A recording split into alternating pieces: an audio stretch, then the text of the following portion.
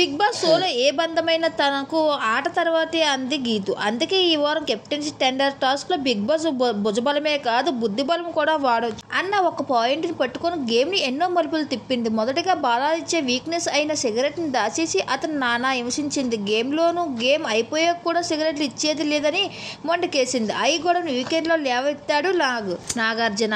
ముందుగా blue team leader ను ఒక టీం మెంబర్ ను ర్యాంకులు ఇచ్చమన్నాడు. ఆదిరెడ్డి బాలాదిత్యను 5వ ర్యాంక్ ఇచ్చాడు. దీంతో నీకు ఇచ్చిన నెంబర్ ఒకసారి సిగ్గుపడి వెనక్కి తిరిగిందని బాలాజీ పరువు తీశాడు. సిగ్గుండాలి, మనిషివేనా, ప్రేమతో ఆడుకుంటావా, ఇంకిజ్ఞానం ఉందా, ఆఫ్టర్ ఆల్ సిగరెట్ కోసం ఇన్ని మాటలు అనాలా అని అడిగాడు నాగార్జున.